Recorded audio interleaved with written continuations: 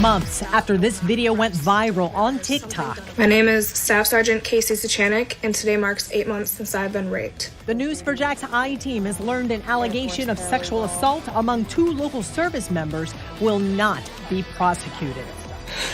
I just got done with a meeting with the state attorney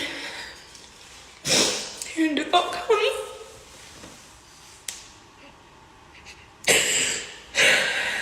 And they're not going to press any charges.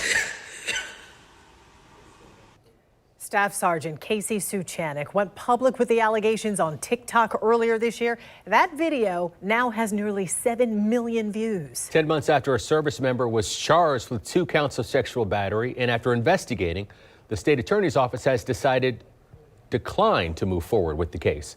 News for Jack's I-team investigator Ann Maxwell has been following this story. Ann? Tarek, Joy, we got this report from the state attorney's office. It says the evidence and Suchanek's statements don't line up. But Suchanek says her story hasn't changed and she still wants her day in court.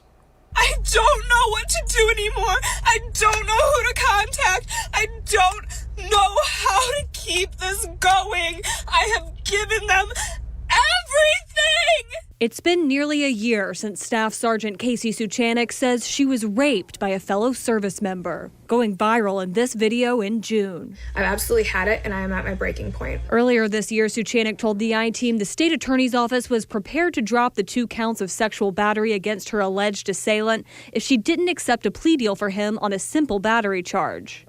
It was a deal, she said, she couldn't accept. Last week, she learned the charges would be dropped. I feel so failed.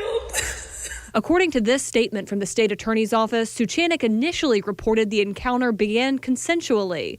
Then prosecutors say she changed her testimony to say the entire encounter was not consensual, and then changed her story back again. Oh no, I've always stood true to saying that it did start consensually. The state attorney's office says witnesses reported she, quote, went into the bedroom willingly and without force both times, and that they didn't hear anything unusual coming from the room where she says she was beaten and slammed into a wall. Suchanek says those witnesses have conflicts of interest. So the one witness is a female who is active duty Air Force, and she is apparently best friends with my rapist. She was there for the week, so I believe that she would say anything to keep him safe. The second one is from the man that I called my friend. I don't have any problems with him, but he is, I believe, very afraid of being pulled into this case, having to testify, having to look my rapist in the eyes and speak the truth. He was the first one to ask me, "You're not going to report it, are you?"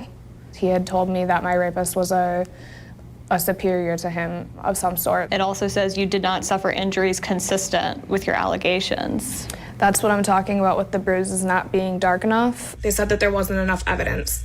After I had provided a rape kit, photos of my ripped out hair, bruises, my clothing. The state attorney's office says a GoFundMe set up for her in the wake of the allegations would be argued as evidence that she had a financial motive to fabricate the allegations. Suchanek says a GoFundMe that raised about $3,000 to help her hire a private attorney has been shut down and the money was returned. The state attorney's office also says Suchanek told witnesses she asked the man to hit her. I was losing hearing in my left ear, and he kept saying, "Tell me to hit you, tell me to hit you." And like I said, you don't know what you're gonna do in those moments, and I didn't know what could happen if I didn't do what he was asking of me. The report says most problematic is that Suchanek tried to pressure a witness to provide false information, which could hurt her credibility. She says that witness was a former best friend who she'd had a falling out with. She literally said she wanted me to lie about working with her at Vogue Field. It's a military base in Wisconsin, and I just didn't feel comfortable doing that. Did you ask her to say anything about that? No, I never asked her to say a damn word except for give them the text messages. She says those text messages corroborate her story, but were never turned over. The state reports Suchanek hasn't cooperated with their investigation, repeatedly failing to respond to them or taking a long time to respond. That's part of PTSD.